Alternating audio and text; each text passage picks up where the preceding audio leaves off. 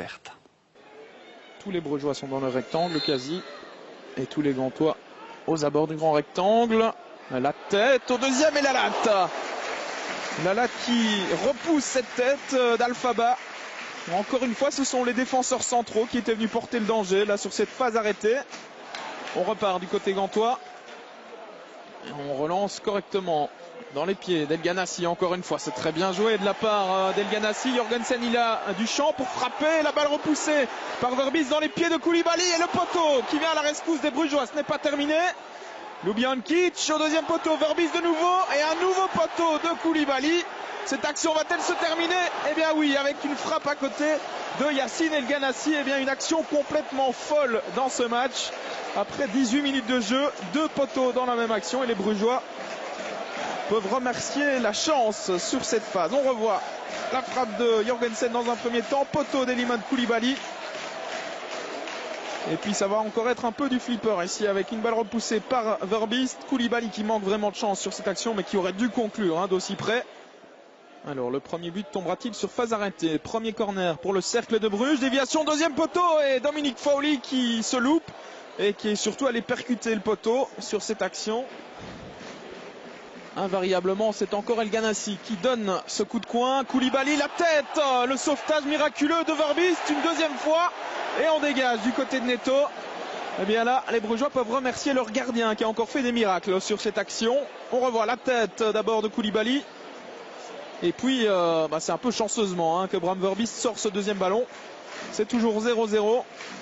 Et c'est pas les occasions qui manquent du côté gantois. Mais on ne parvient pas à concrétiser pour l'instant. Nouveau coup de coin. El Ganassi dans le paquet. Ballon repoussé par Bram Verbis. Pardon. Le but non. C'est sauvé de la tête par Viane. Sur la ligne. Eh bien décidément. Ce ballon ne rentrera pas sans doute pour les Gantois, en tout cas pas dans cette première période, si ça continue comme cela. On va revoir une nouvelle fois cette action avec la frappe manquée par Arzo. Et c'est Alphaba qui avait frappé sur le crâne finalement de Denis Viane. A priori le ballon n'est pas rentré. Les Gantois qui reprennent la possession du ballon. Baric avec Smolders qui a un peu d'espace devant lui. Il va tenter de trouver El Ganassi. Voilà qui est fait. El Ganassi à toute vitesse avec Rudy qui revient dans son dos. Le centre extérieur pied d'El Ganassi et Viane qui se trouve. Et c'est encore une fois Bram Verbis qui est là pour sauver les meubles véritablement. El Ganassi face à lui, Rudy. La passe en retrait d'El Ganassi qui reste disponible pour Marco Soler. Retour avec le Diable Rouge. Attention, El Ganassi, la frappe, ça ne passe pas loin, c'était bien tenté. Il tente, il ose, il provoque El Ganassi, il fait un bon match dans l'ensemble pour l'instant.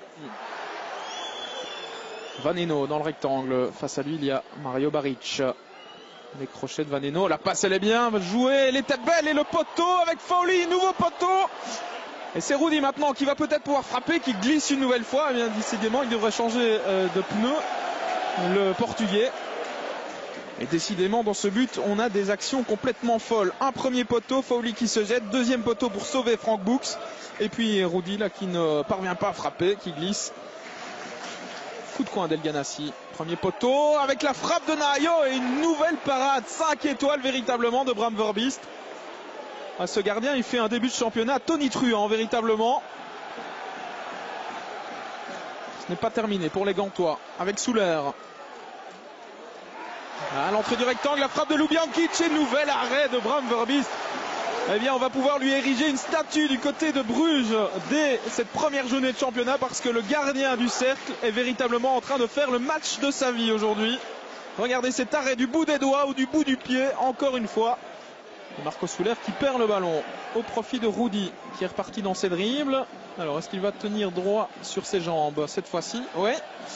Rudy, la passe elle est magnifique. Christophe Dan pour le premier but, il est accroché. Et que dit Monsieur Verweken? C'est un penalty. Penalty pour le Cercle de Bruges. Eh bien il va falloir revoir cette action parce que j'ai quand même l'impression que Christophe Dan est tombé à contre-temps dans cette action. Carte jaune par la même occasion pour Nahayo qui va être exclu. Voilà la première carte rouge des Gantois cette saison. Elle est pour Nahayo qui avait reçu une carte jaune après 17 minutes de jeu. Et pas de doute dans le regard de Monsieur Verweken. On va revoir ça avec Christophe Dan qui glisse véritablement tout seul. Ouais, il se trébuche dans son propre pied. Christophe Dan. Alors, Oleg Yachuk à 10 minutes de la fin de cette rencontre pour le 1-0 via le montant. 0-1 plus précisément. Le Cercle de Bruges passe devant grâce à ce penalty véritablement généreusement accordé par Monsieur Verweken. Mais voilà, les chiffres sont là. C'est 0-1, ouverture du score pour le Cercle de Bruges par Oleg Yachuk. Et c'est la fin de ce gantois Cercle de Bruges. Victoire du Cercle 0-1. Du côté brugeois, on se satisfera évidemment de ces 3 points arrachés grâce notamment à un exceptionnel Bram Verbiest dans les buts. Du côté de la gantoise, on va sûrement pester sur ce penalty qui va encore faire couler beaucoup d'encre dans les jours à venir.